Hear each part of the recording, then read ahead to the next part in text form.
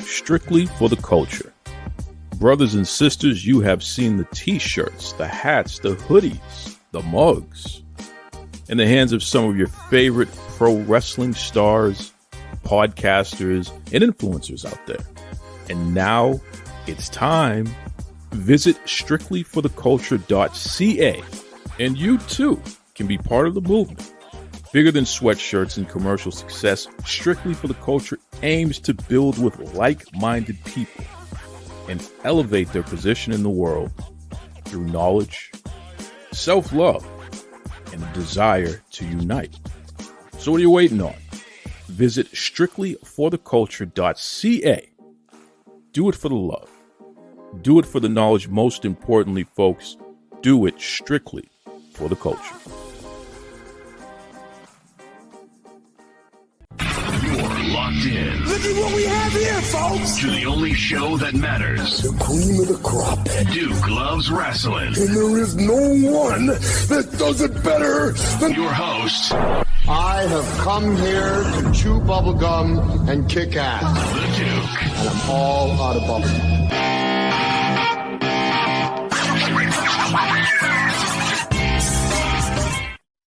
Brothers and sisters, welcome back to episode 4 of Devon and The Duke, a limited podcast series hosted by your main man, Duke Loves Wrestling, and the Hall of Famer himself, Mr. Devon Dudley. How you doing there, Devon? I'm doing good, man. How you doing? Well, Devon, I have to break some news to you here. The word is out, man. Devon Dudley is a good guy, a babyface in life. You know, not only did we have folks who saw you at the River City Wrestling Con, you had your baby with you, you had your wife with you, you know, you're doing the family thing. And now we have folks like Eric Bischoff putting you over and talking about how great of a guy you are. That's it, Devon. You're a good guy, man. Whoever the bad guy version of Devon Dudley is, I don't think you're going to be able to sell that too well anymore. Well, being that I'm not wrestling anymore, that's probably a good thing. Now that I'm retired and, and this and that, and I don't know, being a bad guy, I mean, unless I went back and did it, the only place that I would ever wrestle for, other than what I'm going to be doing in November with Bubba for WrestleCade, the only place I would ever go back to wrestle for is WWE. That's it. I wouldn't go anywhere else to do it. And of course, TNA. I don't have any issues with TNA or anything like that. My heart is with WWE. And being that WWE is now doing something with TNA, now I can put TNA that I would go back to TNA. But I don't see it happening.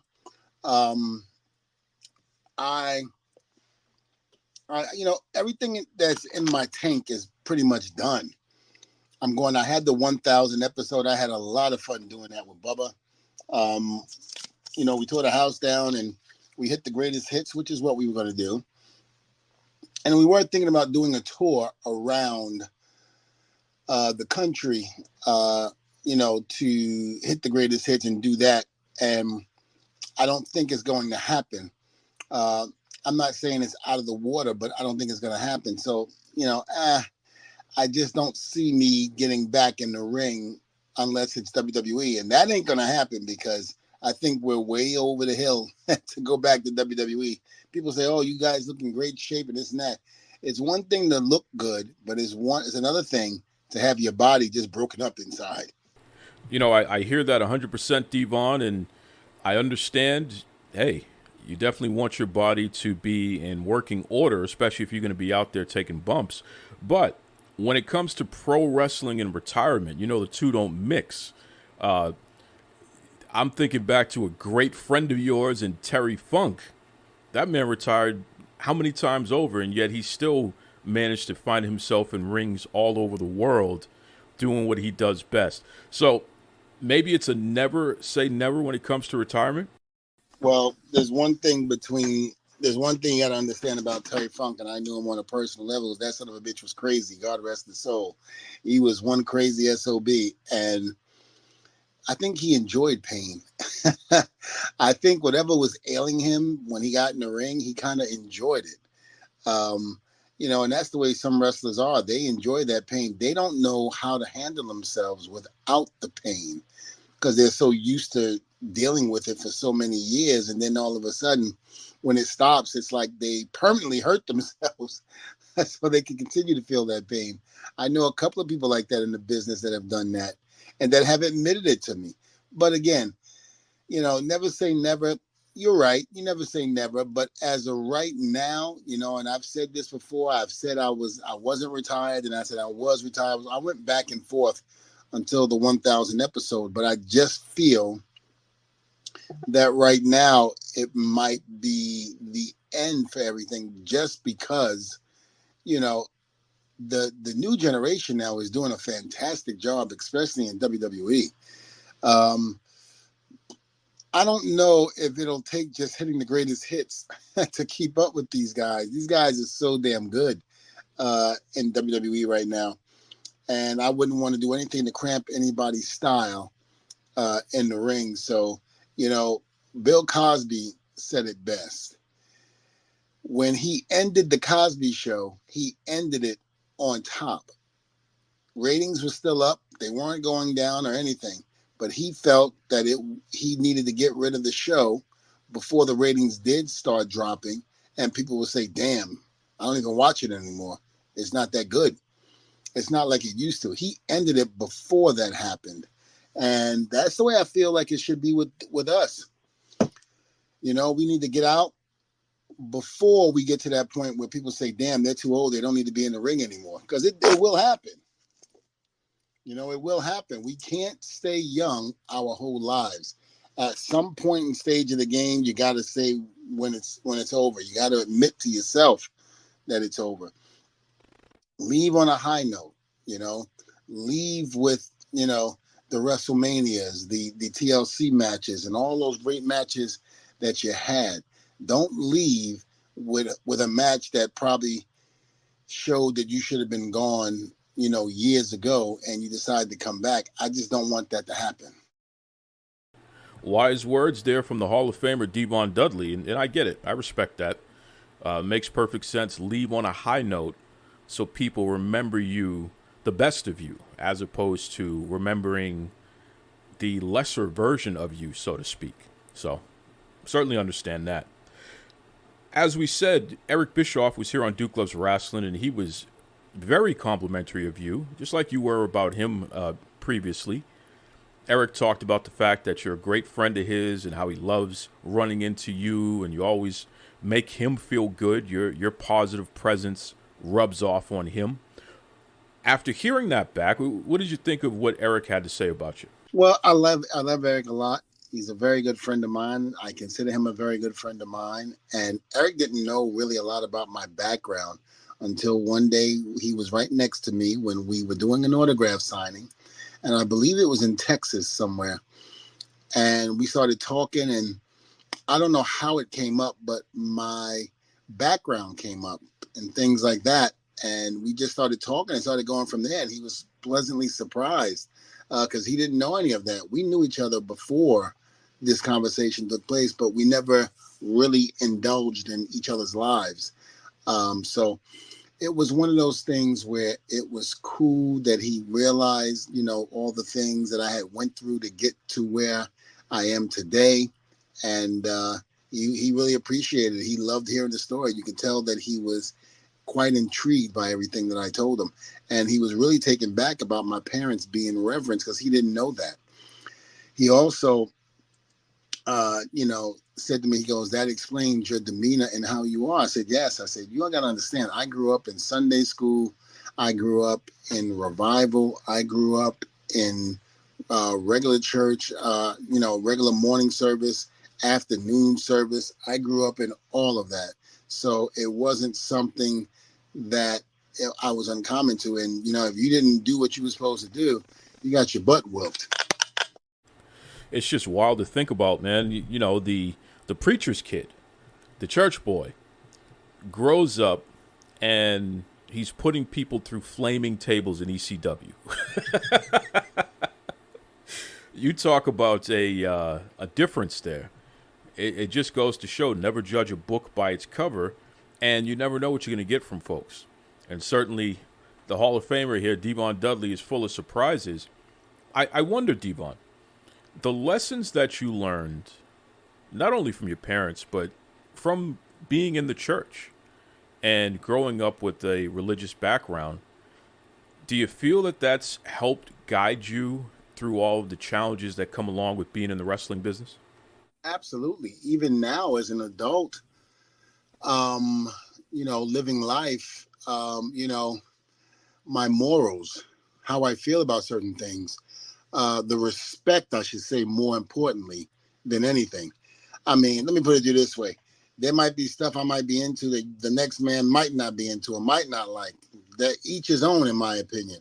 But in terms of respect, I've learned to respect people and not sit there and pass judgment just because it doesn't fit my realm of things.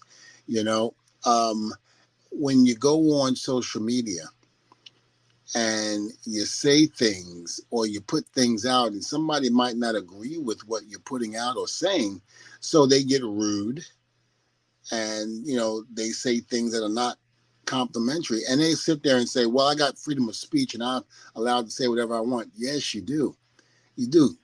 Grant you 100% you do. But being rude about it, no. You don't have the right to do that. Because if somebody did that to you, or if somebody did that to one of your family members, you'd be ready to fight. You'd be ready to take a gun and shoot them. There are things I see on social media that I don't agree with, but that doesn't mean I'm going to sit there and belittle that person, or I'm going to sit there and say something rude just to get a reaction from them. Those type of people are the people that don't have any lives, that they want the reaction so they can go back to their other friends and go, guess what? I said this to Devon on social media, and he responded and he said this. What an idiot. No, you're the freaking idiot. You're the jackass. It's like, for what? Like my son, there was a video that he saw online, and he put his 2 cents on what he felt about it, and it was rude. He told me about it, and he told me that when he said it, he was laughing, and I go, son, let me ask you a question. If somebody put something like that on your social media after whatever you put up there, you thought was okay to put up, but they thought indifferent. If they made the same comment to you that you just made to them, how would you feel? How would you feel if it was me that they said that to? How would you feel if it was your grandmother or your mother? And he sat there, he goes, yeah, you're right. I shouldn't have said that. I said, yeah, you really shouldn't have. I said, you really should go back and take that down, because there's a 50-50 chance that person might not have seen what you wrote. And there's a 50-50 chance that they did. But you have no idea how you can be towards a person when you say things like that. You never take in consideration their feelings. So again, there's a lot of people that listen to this, that's going to listen to this and go, you're absolutely right, Devon. But guess what? They're the ones doing it. That's the funny part. It's like the people in church, they're hypocrites. They'll sit there and tell you what you shouldn't do and what you shouldn't like, but then yet they do they do the same thing you're doing, if not worse. Devon Dudley coming with the life lessons. How about that for your Sunday, folks? That's why Devon and The Duke, we want to drop these on Sundays so that you get that extra dose of not only fantastic conversation about pro wrestling, but fantastic conversation about life. There's nothing wrong with that. And certainly, as they would say, this is food for the soul. And I also, listen, what I'm saying is not going to change people's opinions. They're still going to say what they want to say and do what they want to do. But at the same token, I'm just saying, think about what you're saying before you write it. Think about the person that you're saying it to. Even if you don't like that person, so what? So what? Especially in the wrestling world. Listen, they had enough courage to go out there, pay their money to whatever wrestling school they went to, got taught how to wrestle good enough to where they got picked up by NXT. And from NXT, they went to the main roster. So you might not like them. You might not think that they're good wrestlers, but that don't mean you go and bash them and try to belittle them on social media. I just find that very disrespectful and wrong. And that's where my upbringing comes in, where I was taught not to do things like that. That just because you don't like something what somebody does, that doesn't give you the right to belittle or say anything terrible to them. I agree 100%. And I mean, it really comes down to how you say it and what your true intentions are. So everyone listen out there, as a consumer, absolutely, you have a right to point out what you don't like and what you feel needs to improve because they're marketing to you. You know, this is something that is supposed to entertain you and make you feel comfortable enough to not only spend your time, but spend your money, your hard-earned money, on these things. So certainly saying, hey, I didn't like that, I don't feel that that was of quality, what have you, that's fine.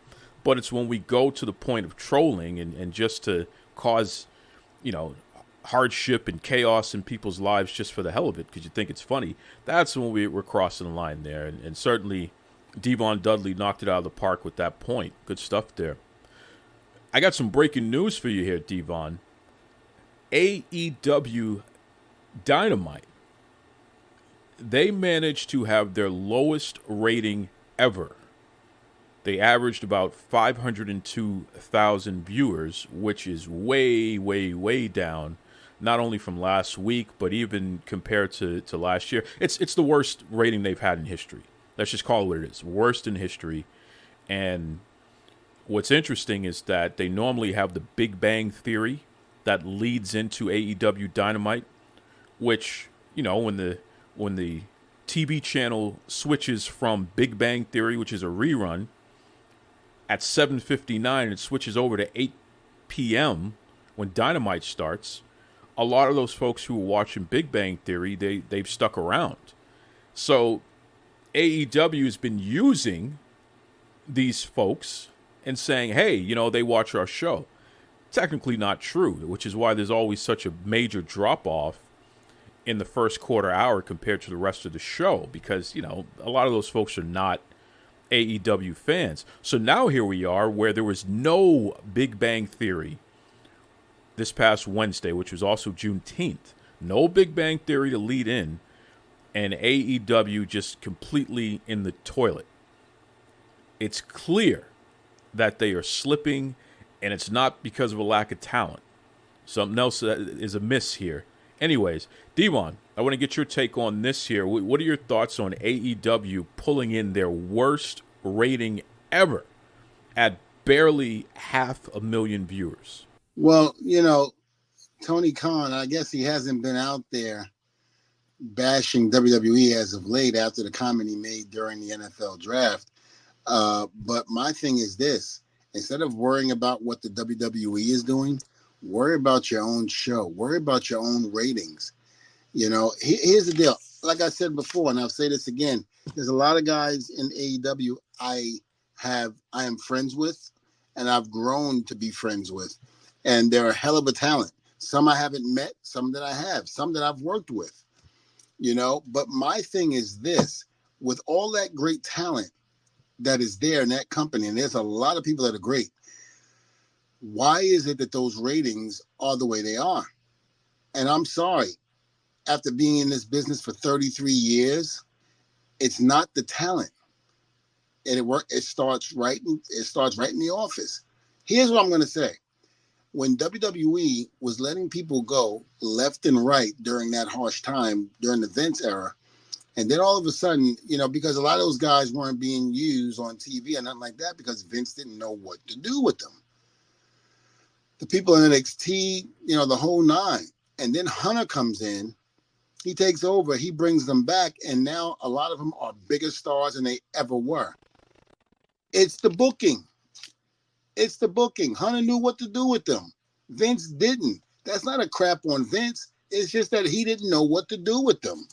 So, you know, somebody came in and did the right thing. My thing is, Tony might want to look in the mirror and see that it's not the talent that he has. It's him and whoever he has writing and doing whatever. That's what he should be looking at.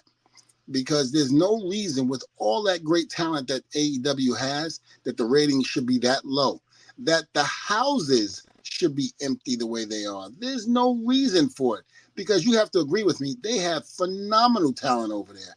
It's just that none of them are being used right, you know? And some of the guys who leave WWE to go there, you know, it's always good to have an alternate place to go, because when you get burnt out from one territory, you go to another to rebuild yourself, and then eventually you wind up going back to the original territory.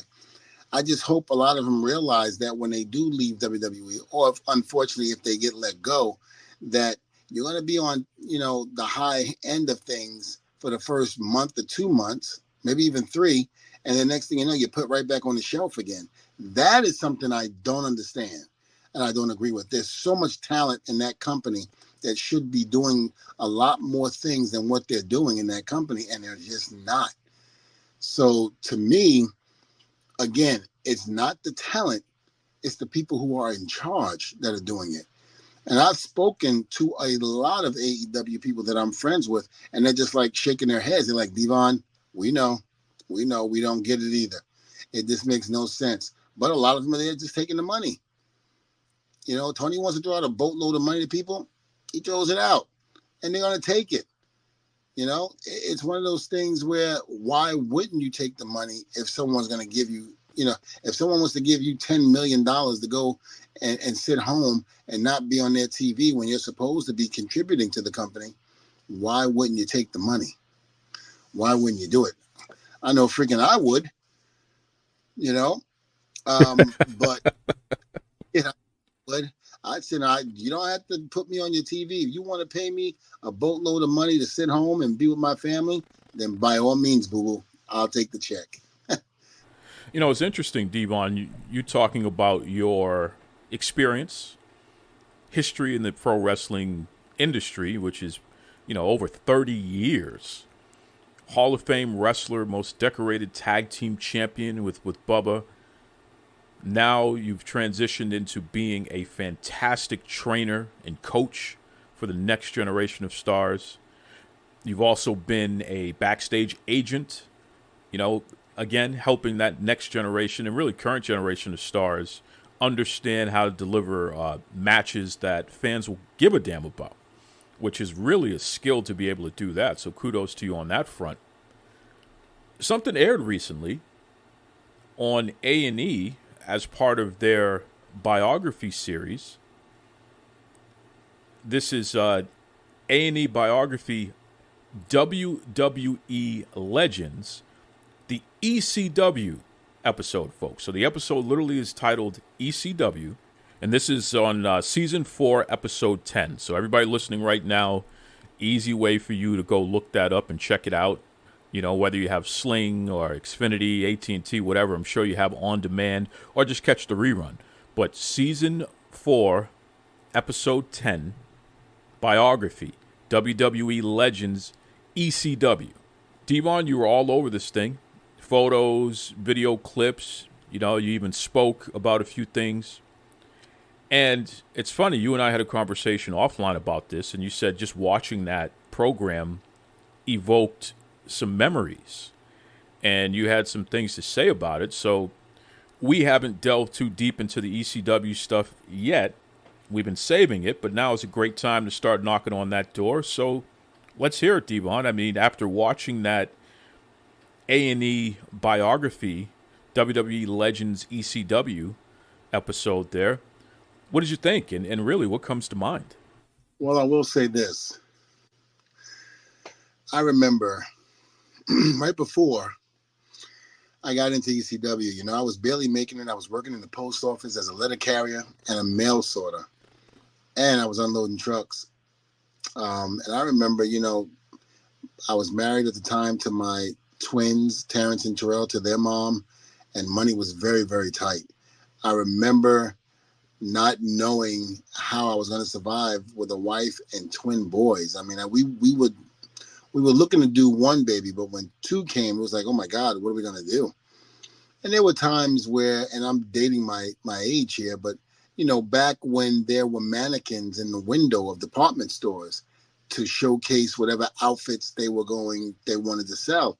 And I remember a lot of times walking past that area and seeing something maybe for my wife or my kids and going, man, I wish I had the money to buy that. I had to go in the store and put it on what they used to call layaway. There was a layaway program. And,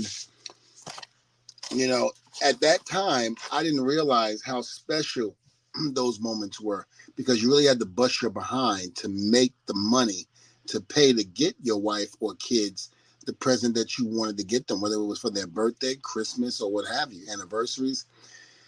And then I got to WWE and, from ECW. And again, I made good money my last 2 years in ECW, but it was coming up was very, very hard. And, when I got to WWE, now all of this money comes in, all the fame, all this stuff comes in. Now I can walk to a store and see something and go in there and just buy it. Didn't have to worry about putting it on layaway or anything like that. I just went in there and bought it. And to me, it got rid of the feeling that I used to get, like the appreciation that I would have after buying the gift or something like that in the window, because I worked so hard to get it. Whereas in WWE, I worked hard, but there was just so much money being made during that time, during the Attitude Era, that it wasn't that hard to do it. You could always appreciate something when you put the hard work into it, as opposed to just getting it, boom, okay, here you go. I miss those days. It brought back certain memories of that when I watched the documentary, because I knew how it was during that time for me, growing up in the business, trying to make it, trying to really, really establish myself, Bubba and myself, So it brought back so many memories. And then not to mention just being on the same accord as the fans. That was the one thing I loved about ECW when I think back after watching the documentary.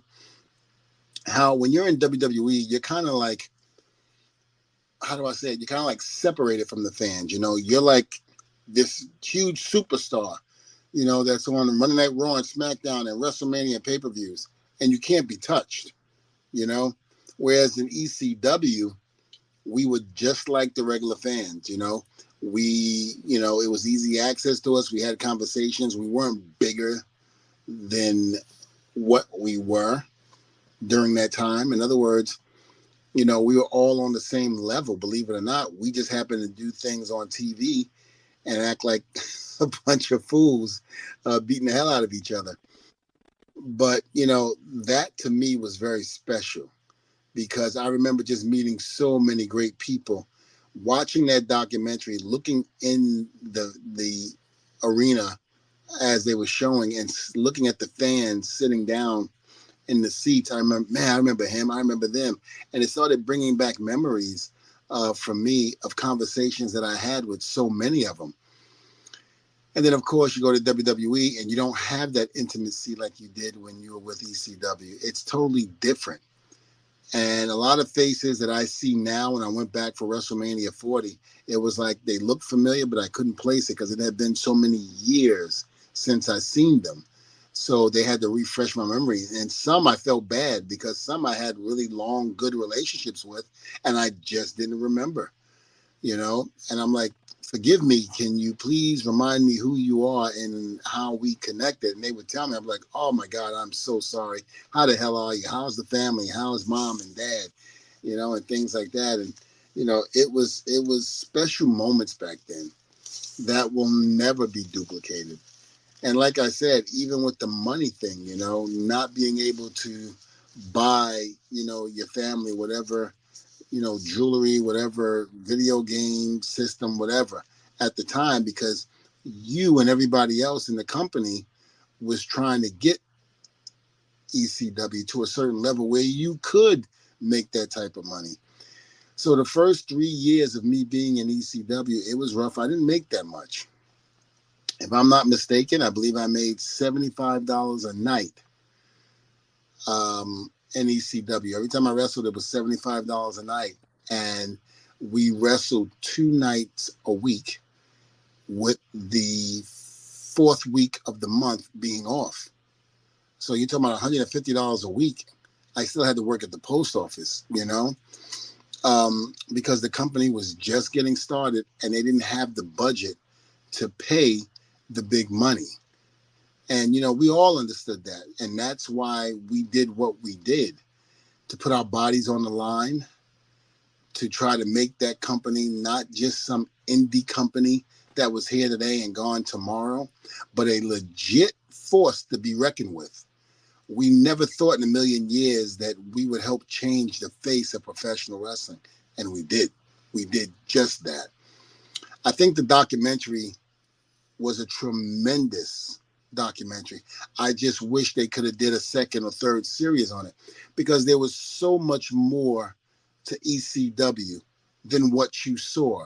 There were so many people that are still alive today to tell you everything that was going on. I wish we could have seen more of the franchise Shane Douglas, Gary Wolf from the Pit Bulls, Mikey Whipwreck, go get Spike, Francine, all of these people that are still around, this, that can be able to tell these stories about how ECW really was and what it was about, how many tremendous matches there were that we had that made ECW the phenomenon that it is. That's what I wish that could have been told more of, but you can only do it so much in 42 minutes.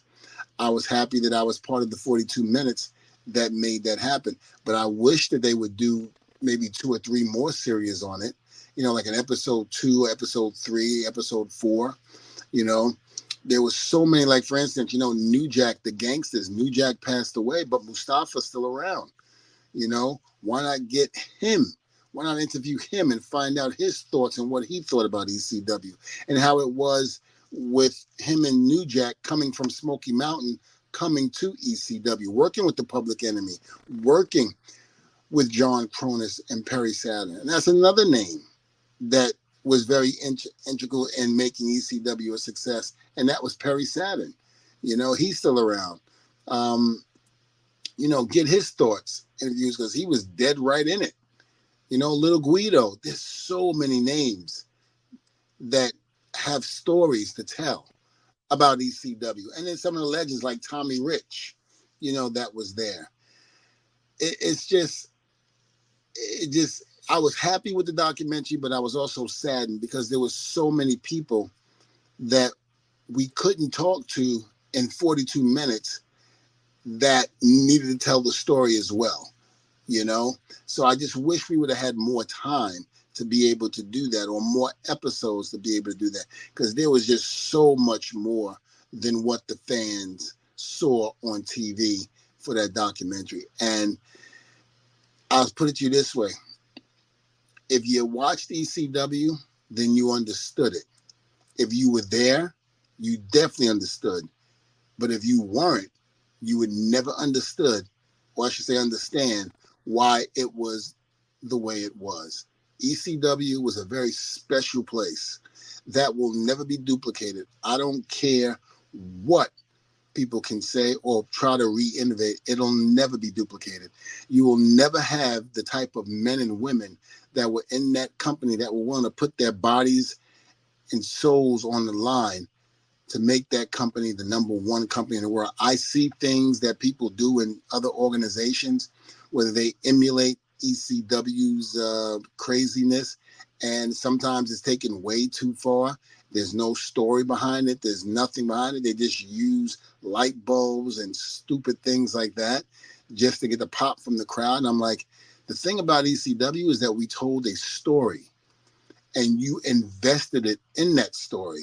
That's what made ECW matches so good, because we told stories. Were there matches that didn't have stories, that was just chaotic? Absolutely there were. I'm not denying that. But think about all the matches, with us 3D'ing Beulah McGillicuddy and telling that story. It was stuff like that that made you hate the Dudleys. The people were very invested in the stories. And you know what? It's funny to me that a certain person who owns a certain company now used to be sitting in the ECW arena, holding up signs and cheering everybody on. I guess that makes him qualified to run a huge company the way he does, and I'm not knocking him. I listen, when I met him, I thought he was a great guy. I thought he was a little off, but I thought he was a great guy. I thought that, he was a little out there, which a lot of people are if you're in this business, but I don't think reality sits in with him very well when he starts talking about the business. I think he looks at it still from a fan's point of view, and that's fine, but you have to have somebody to be able to pull you back and to say, hey, listen, you're not a fan anymore. You're an owner. Let's start doing it the way we should do it. And he doesn't have that person. That's a great point, and I think that that's a lesson for everybody, whether you're a promoter or a vendor or somebody who is doing anything related to pro wrestling. Once you're in any capacity, you're in. You're not a fan anymore. You shouldn't be conducting yourself like a regular fan. You shouldn't be sitting there trying to hustle to take pictures and get autographs and you want to hug this one and all this nonsense. It's like you're in. You, in some capacity, are part of the club. So act like you've been there and act like a professional. It's fascinating to see how many people are out there carrying on, similar to Tony Khan, where it's just like, buddy, what are you doing? You know what I mean? There's business trying to be conducted here. I digress. Folks, you know that here on Devon and the Duke, we've been a slow burn. Really wanted you to get acclimated to listening to Devon talk about his life and, things that are happening currently and what have you. Now, we feel it's time for Devon to really lean back in the chair and start telling some stories and discussing things that you want to hear about from his illustrious career. So certainly you can shoot me a message on social media, or you can email dukeloveswrestling@gmail.com. Let me know. What would you like to hear Devon go long form about? Because there's so many things to touch upon, whether it's from ECW, WWE, TNA, whatever. This guy's been around for so many different things. In fact, Devon, I'll tell you a funny story here, and I want to get your take on this. There is somebody who makes no bones about the fact that at a certain period of time, they were supplying the party favors for a lot of the boys and the ladies in the wrestling industry. And this somebody, when they heard the first episode of Devon and the Duke, they hit me up and they said, hey, Duke, you doing that show with Devon? I said, yeah. He never did any drugs. He was as square can be. Devon Dudley, no matter what, and it was always around him, but he personally never partake. He's a square. I thought that was interesting, Devon, just the fact that this person was so adamant about pointing out the fact that you're a square. So let me get your take on this. Kind of a change of pace for a second here. What do you think when you hear that? Well, and a lot of, like we said earlier, my upbringing, how I was brought up. I was told that you didn't need drugs, you needed God. That was my drug of choice. And I'm not going to sit here and say I was the perfect guy, because I wasn't. Did I slip in other ways? Yes. Was it drugs? No. Did I have my fun? Absolutely I did. But it was never to the point where it was alcohol or drugs. Did I have my nights going out with the fellas, having a couple of beers and a couple of shots? Absolutely I did. Did I sit there taking 9 to 10 to 15 Somers and passing out in a diner and having somebody carry me with throw up all over me? No, I didn't do that. Did I do cocaine? No. Did I do, LSD, angel dust, heroin, or anything like that? No, I never did anything like that. I was very happy and proud that I never touched that stuff and never did it. Was it offered to me? Yes. But I was always scared about the lingering effects. I mean, look, I'm huge on medical marijuana now. I love medical marijuana. I have my license here in Florida. After my stroke, I decided to invest in that as opposed to painkillers because I didn't want to touch any painkillers, especially after my back surgery, where there was stuff that was offered to me and I said, nope, don't want it. I said, all I need to do is renew my medical marijuana license and I'm good to go. I was like, at least I know with weed, I can smoke it, kick out, and be good. The other drugs, not so much. So for the person that said I was a square, thank you very much. I appreciate that because I pride myself on that. And again, I'm not saying I was a saint because I wasn't. There were other demons that I was fighting, like women. I'll be the first to say, I love the women. And that was, my drug, back then when I first started because, I really, really enjoyed the lifestyle that I was having during that time, the fame, being on TV, everybody flocking to you and this and that and blah, blah, blah, so I enjoyed myself with that, but never to the point where it was drug related or alcohol. You hear how candid he is, brothers and sisters. This is what we're talking about. For the first time, you're going to hear Devon Dudley really dig in and open up about some of these subjects. Let's keep this train rolling, Devon. We kind of have like a rapid fire situation going on right now. ECW. We've seen it in documentaries. We read about it in the books. Paul Heyman has gone on record himself that ECW had major financial issues and everybody wasn't always paid on time and things of that nature. So let me ask you directly here, Devon. Did you personally ever had any issues with payouts in ECW? Was your money ever short? No. I will say Bubba and myself never had a bounce check. Were there times where we left the arena not having a check and Paulie said, I promise you it'll be in the mail. One of his true words, but he did. I worked in the office, in the ECW office, myself, Dreamer, and Little Guido. We were the ones that the fans, when they would call the office for merchandise, we were the ones that were answering the phones, putting the T-shirts or whatever merchandise that we were selling at the time in the envelopes and dropping them off at the post office to give to the fans. So I would see Paulie. So, with him saying, if I didn't get my check or what have you, on the last day of the tour, he always made good with it. I never ever had the want or need for a check when I was in ECW. Paul Heyman took care of me. I think I can say the same for Bubba. He took care of both of us. Not that he was playing favoritisms or anything like that, but we did not have that problem. And I'm blessed to say that I'm happy that that was the case. And I feel bad that some people did have to endure that because some people have families. So they did feel the financial burden of the company hitting a low at one point, but I got to say that it never happened to myself or Bubba. And, again, I have nothing but respect for Paul Heyman. I always said this, Paul Heyman made me a star coming from ECW.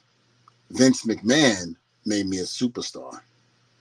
One subject that a lot of fans have reached out and asked that you open up about is New Jack. We brought his name up earlier, but New Jack from the Gangsters, before he passed away, he had some pretty disparaging things to say about you in a number of shoot interviews, Devon.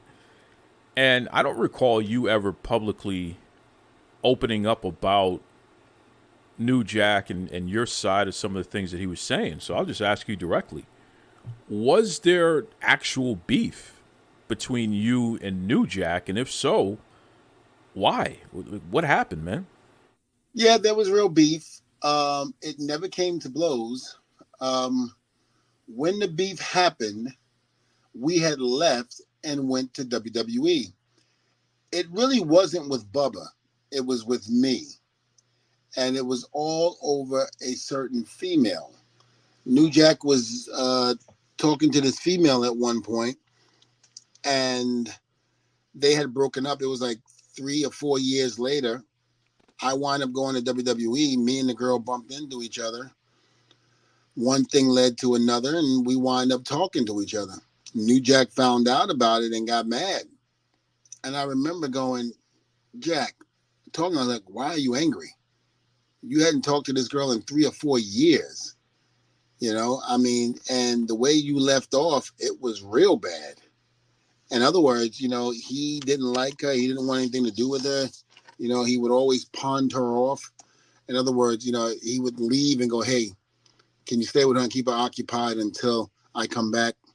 You know, and anybody would be like, yeah, sure. Nice girl, no issues whatsoever, but she wasn't ready for New Jack. And it just so happened that her and I started, you know, talking and meeting up. And next thing you know, we dated for almost maybe about a year or so. New Jack found out about it and was extremely angry. And that was where the beef came in. So, and I remember going a couple of times in interviews and I said, I'm not sure why this man is totally angry with me. When I approached him with the situation at first and I said, hey, listen, I was like, you know, me and this person is hanging out. You know, I kind of like, I'm digging under your mind if we, you know, start talking. And his exact words were, I don't care, go ahead, do what you want to do. And I was like, okay. But to me, it was kind of like with a female. You know how a female, you know, you go to a female and you go, babe, listen, I'm going to go hang out with the fellas. Are you cool with that? And she goes, oh, yeah, go ahead, go. Yeah, you're cool. What time are you coming back? Oh, I'll be back about 11:30, 12. All right, cool, have fun. And then you come back in the house and she mad as hell. She mad as hell because she went out on a date. I mean, you went out hanging out with the fellas when you should have been home. You should have been home. You left me home, blah, blah, blah. And that's the way I took it. That's the way I felt. And I told Jack, I said, listen, I'm sorry if you feel that way. You know, after everything, when he started saying that, I said, but, you know, I don't need to check in with you. I didn't do anything wrong to you. I said, I didn't stab you in the back. I came to you like a man and said I was interested in talking to this person. Do you have an issue with it? Because you have been gone. You have been separated with her by 3, almost 4 years now. You moved on. You got married. You got a wife who had a kid and everything. You had a whole life. And he didn't see it that way. And then, you know, I think this was only a cover-up where when me and Bubba, Vince McMahon came to us and said he didn't want us to wear the and overalls anymore because it represented ECW. He wanted a WWE feel, a WWE look. So we were, you know, scratching our heads trying to come up with something. And then somebody said, why don't you do fatigues? And at first we thought, we were saying, oh, you mean like the Bushwhackers?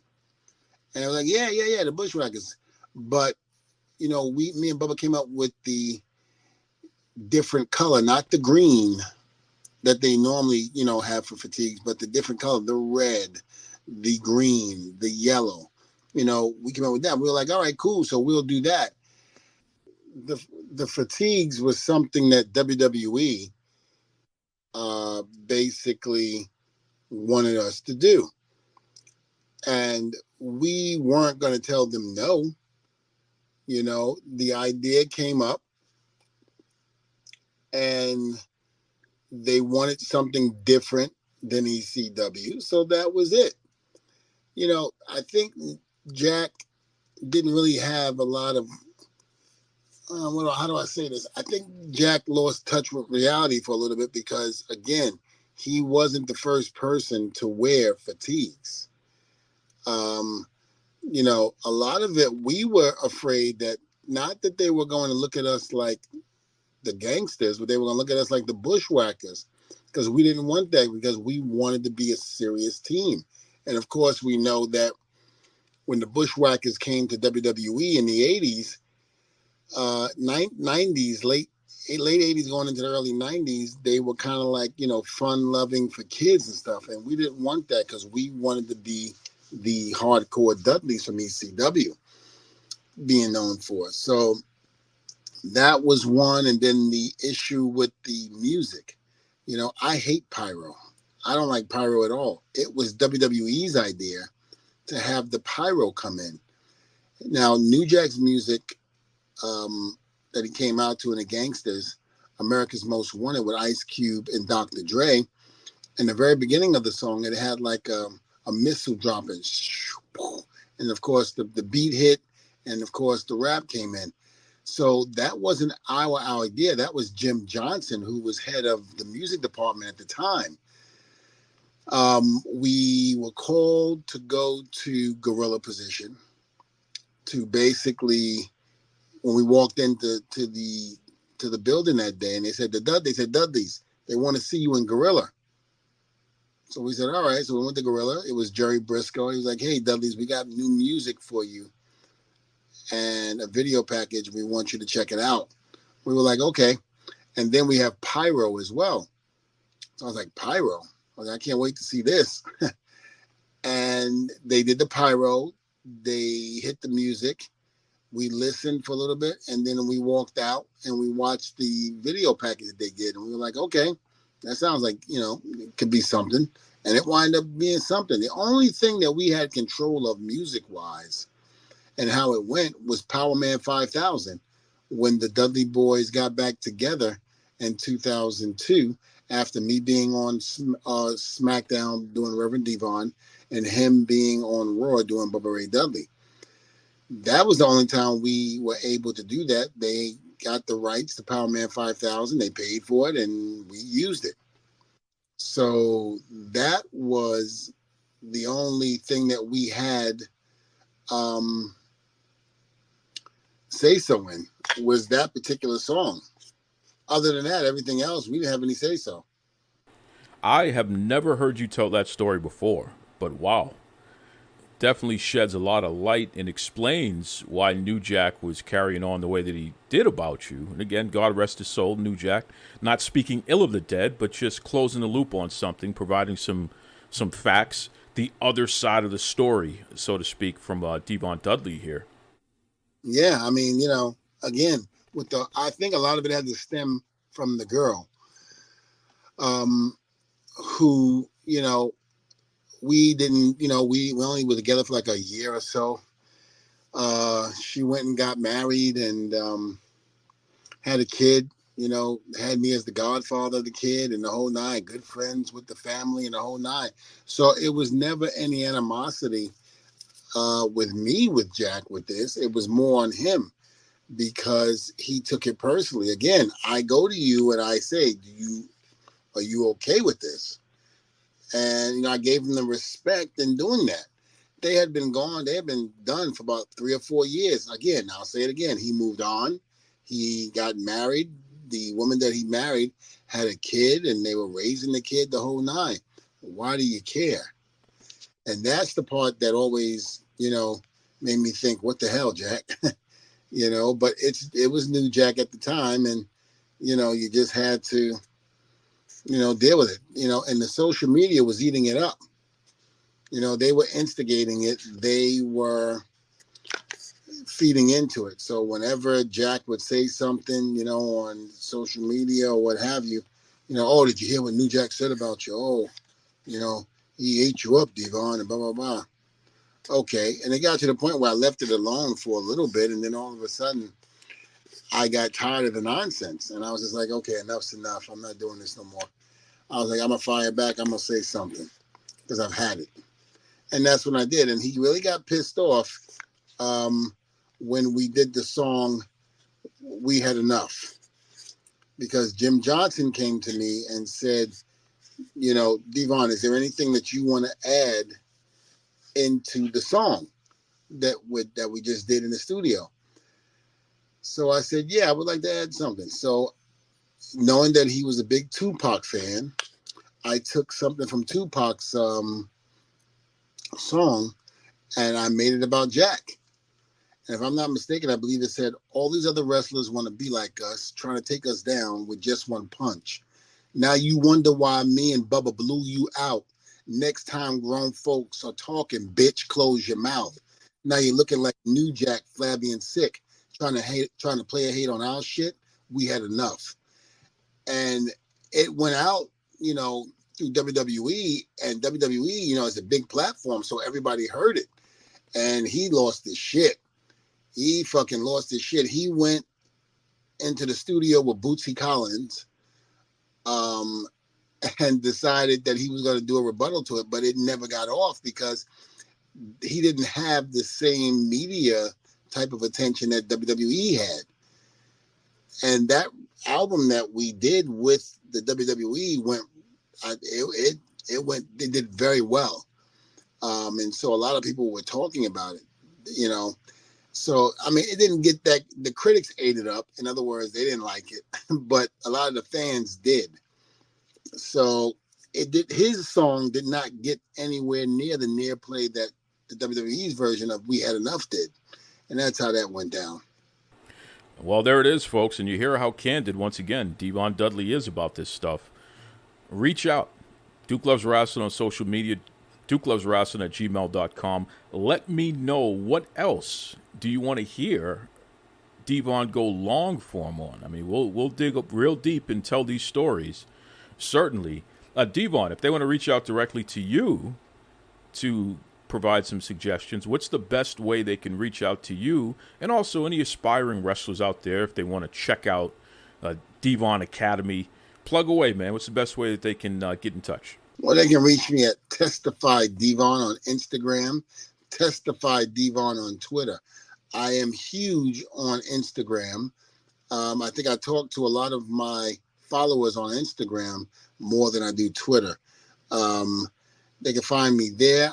You can also find me at DDA, Devon Dudley Academy, which is my wrestling school I have in Winter Park, which is only 3 minutes away from the Performance Center. We're producing tomorrow's stars and getting them ready. That's one thing I'm very proud of, is that we have a lot of students that came out of our school that you're now seeing on WWE TV.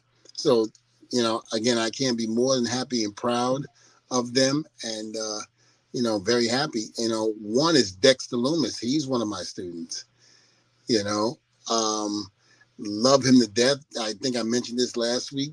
Jessica Carr is another one. Also, we call them Tafita and Partey, Haku's boys, the one that's with Solo Sikoa now. They're ours. Bubba and I trained them before they went to Japan. So we have a lot of history. Leva, Blue Pants is ours. Sempintico, who's in AEW now. Jonathan Cruz, he's ours. God, there's so many. Josh Dawkins, who's in NXT right now, he's ours. And Lacey, what's her name? Oh, God. I know her as Lacey because that's her real name, but she's in WWE with, I always mix this up. I don't know why. Carter. She's part of a tag team. Caden Carter. Damn it, I can't remember that name for nothing. But her real name is Lacey, so I always call her Lacey, and the fans go, what? Who? But yeah, Caden Carter is mine. And again, there's a lot of other people that are out there that is mine as well. So, our schools speaks for itself on the people that we produce and get out of there. And if you want to, become that WWE wrestler and you want to make it happen, you can always contact me at Devon Dudley Academy, or call us at area code 407-790-7800. Brothers and sisters, I want to thank you for joining us for another episode of Devon and the Duke. And until next time, Devon, take us home. Do unto others as you would want others to do unto you. That's the quote that I live by, and that's the quote that I love. This is Tony Schiavone, and we're desperately out of time on Duke Loves Wrestling.